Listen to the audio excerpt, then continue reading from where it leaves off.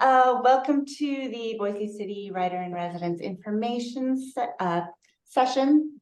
I know my words. Collaboration between the Cabin, Boise Public Library, and Boise City Department of Arts and History. So, I am Jennifer Villalobos. I am the Hollister Branch Manager at Boise Public Library. And we also have... I'm Joel Wayne, the Public Programs Manager at the Cabin. And I'm Mackenzie Dunstan, Education and Outreach Specialist for the Boise City Department of Arts and History.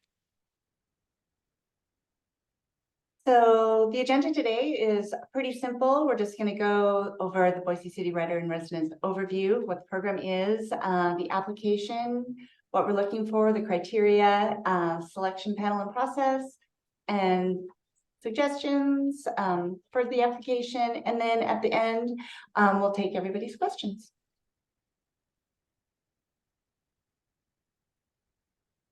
So just real quickly, the overview of the Boise City Writer-in-Residence. We really have three goals with this, or there's three goals with this program. The first one is to support local, emerging, and mid-career writers in their creative practice. Second one is to provide free and accessible literary programs to the community. And the third is to raise awareness of our different organizations, the Cabin, Boise Public Library, and Boise City Department of Arts and History. Yeah, so this is a relatively new opportunity. This will be our second year doing the Boise City Writer-in-Residence, and we're really excited to continue this program. So as far as an overview goes, as Joel said, this is an opportunity for emerging and mid-career writers living in the Treasure Valley. And part of the requirement of this program for selected writers is that they develop and facilitate 6 literary-focused public programs. These can come in lots of shapes, sizes, forms. They might include themed or open writing workshops, guided reading series, other sort of literary explorations or experiences. So it's pretty flexible of what exactly this experience or the public program part of this can look like. We offer 2 6-month terms, so we select 2 residents, so 1 resident per term. And the first resident serves between October and March, and the second April through September. And then each resident is awarded a $5,000 stipend, which is there to support their independent creative work, as well as the time that they may spend developing and facilitating these 6 literary programs. Mackenzie, should we also mention too that there's no writing requirement for this? You do not need to submit something at the end of the residency or anything like that. It's just to support your ongoing work. Yeah, that's a good point. Yep. So we do not collect any sort of writing sample or work. We don't facilitate publishing of anything. It really is the public programming that is sort of the ask from the writer-in-residence as far as what their output is. Good clarification. Yes. So if you haven't submitted before, the application is through Submittable. And the link takes you right there. It's a pretty easy process. It's a free account. You just set up your account. There's no fee associated with it. It seems to be pretty intuitive. It's a lot of, there's going to be a few buttons you click, and there's a few longer version questions that we ask. And obviously, there's sections where you're going to upload your materials that we look over for review. Yeah, and I want to add too that there is no application fee to apply for this residency. So that can look different in lots of places, but here it is totally free to apply to be a part of this program. So this is just an overview, at least of the application. All the application questions have a 500-word limit each, so it's not like you have to put together a large essay for them. Number 1 is please provide a brief summary about your creative and or intellectual interests, writing practice, and current projects. This is really just us learning about you as a writer. Number 2, community engagement via public programming is a major component of this residency. So please describe your past, or current experiences with developing and facilitating community engagement or programming. And there's been a variety of these even over the last year. We've had people who have been very have had a deep background in this, and then other people who have maybe taught a couple workshops. And we're fine with that if it's a variety of experiences. Number 3 is, if selected for this residency, describe the community engagement of the programs you'd like to offer. And that's really just like your vision for what you foresee these public programs, what shape that they will take. And then 4, what inspired you to apply? Again, it's another way for us to learn more about you.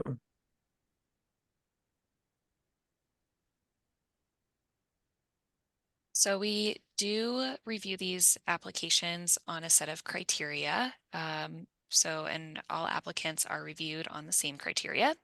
The first thing we're looking at is your strength of your overall application. So having clear, concise, and compelling responses to those application questions that Joel just read is really important. Making sure that we're answering the question very directly is helpful in this process. There's an opportunity for applicants to submit some work samples. We ask for 2 to 3 samples that reflect your skill and unique voice. We'll talk about a couple details with these work samples here in a second, but just know that there is an opportunity for you to showcase writing that you're really proud of and you think displays who you are as a writer.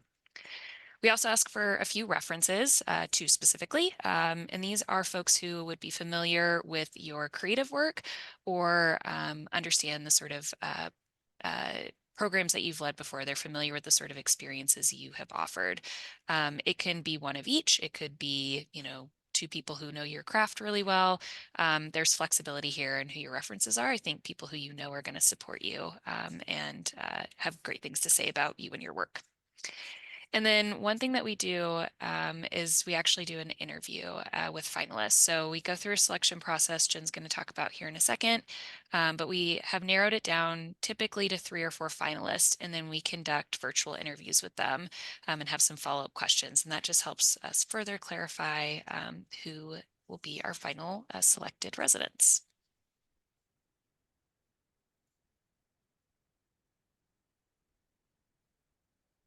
So the selection panel and process. So we are part of the selection panel. And so there's going to be another representative from Boise Public Library. And then Joel will have another representative from the cabin. And then Mackenzie will also have someone from Boise City Department of Arts and History.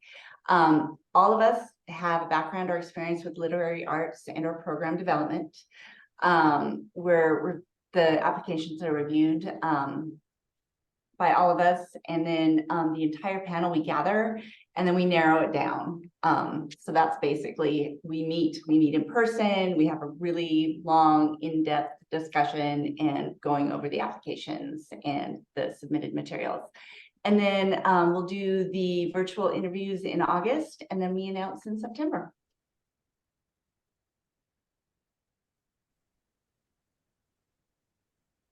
And so these are just some helpful suggestions for applicants or hopeful applicants. Have a clear vision for your community engagement. I think that this is probably just as important, if not the most important piece of it.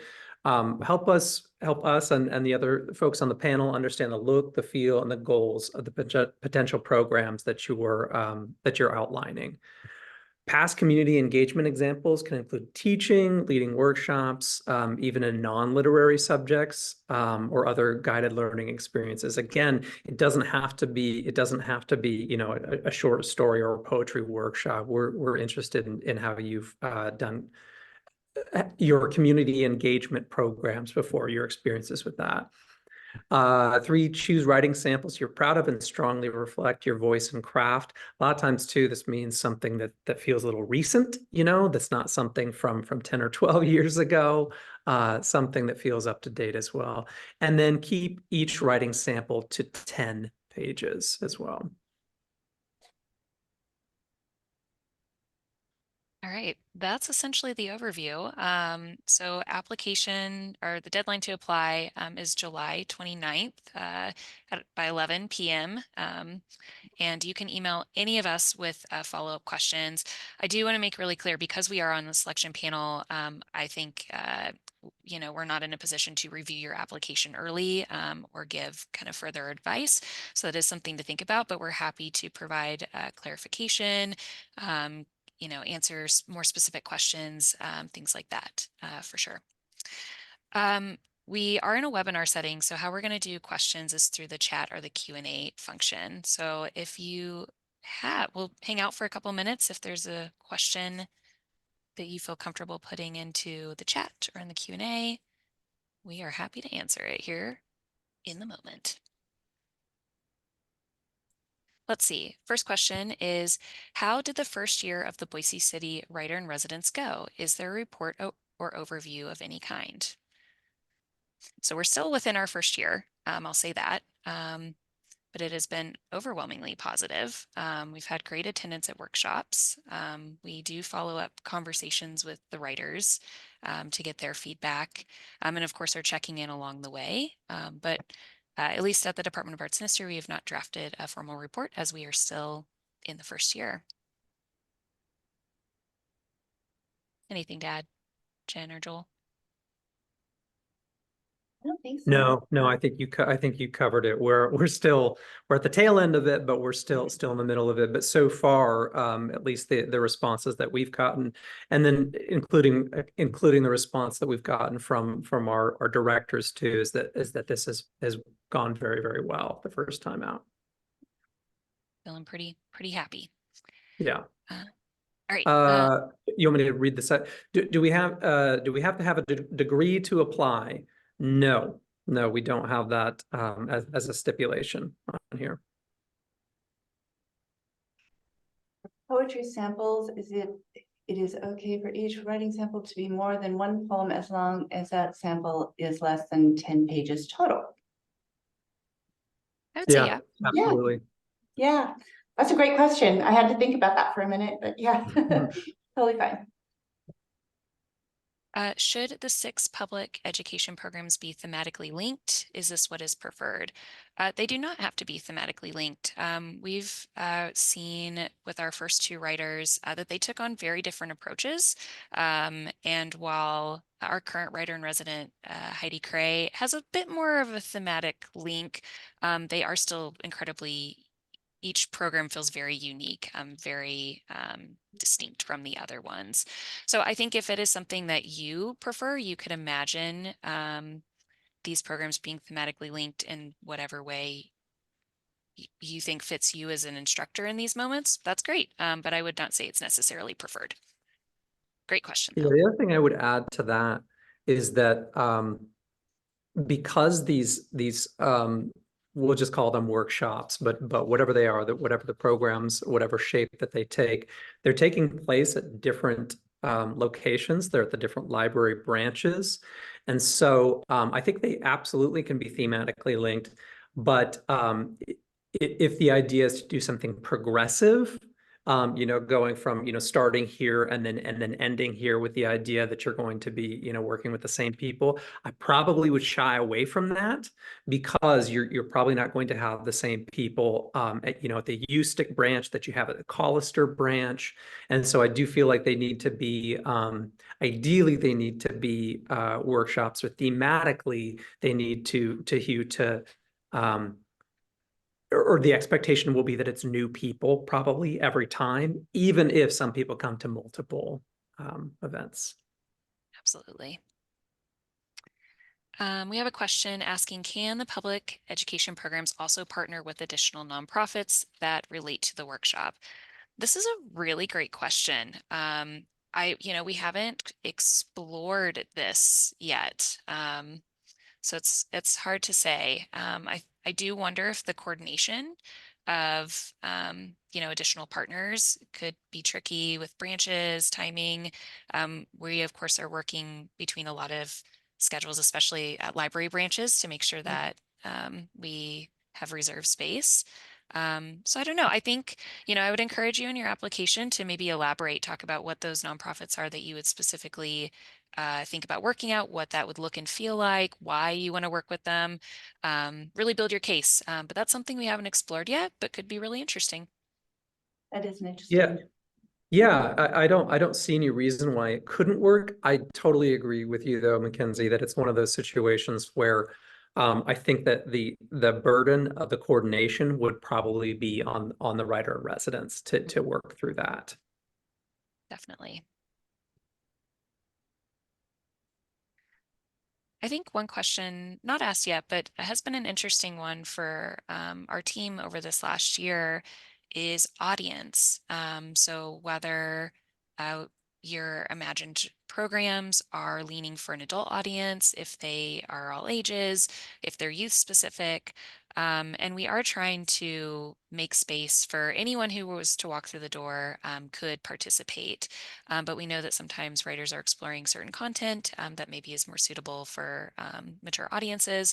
So I would say that's also something to think about, especially when you're answering question 3, which is currently here on the screen. Who do you really hope this program's for? Who do you hope shows up? Is it a younger audience? Is it adults only? Could it be for everyone? And really tell us why that is. Would be incredibly helpful. Can you include co-teachers in your workshops if your workshops take a multi-genre approach to writing? Um, I would say yes. The caveat there being that's going to have to, again, similar to involving another nonprofit or another organization, the burden really would be on the writer in residence to coordinate that. And then also we don't, as a program, we don't have additional budget for including someone else, so that they would need to do it on their own, either for free or they'd have to work something out with the writer in residence for it. Yeah, I would But be yeah, managing an expectation yeah, there as far as what we're looking to do. So yeah, again, that would be another thing to elaborate more in the application process, so we can have an understanding of what you're thinking or what you're looking at and who you're thinking of partnering with and sure. why. Absolutely. Great question, though. That is. These are things I've not thought of. And that's why I'm so glad we had this information session, because I'm learning things about our own program. So this is great. Yeah. We've got a little more time here on our info session if there are any other questions. I would highly recommend maybe attending one of our current writer in residence workshops. Heidi has one next Thursday, right? Next And Wednesday, oh, thank you. Is it Next Wednesday?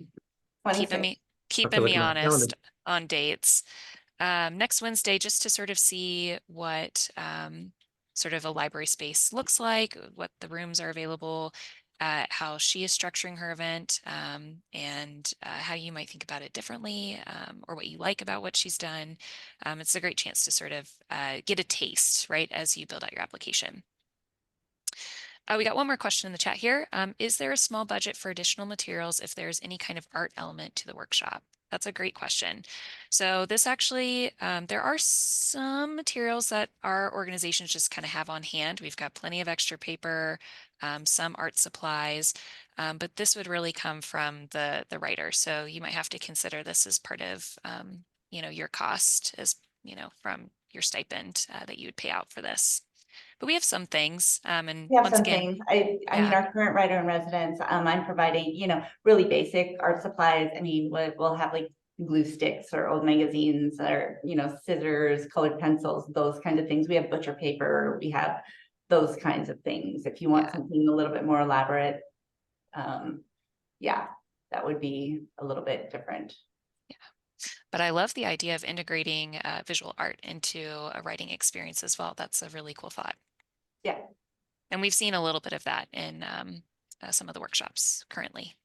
So it's a very cool idea.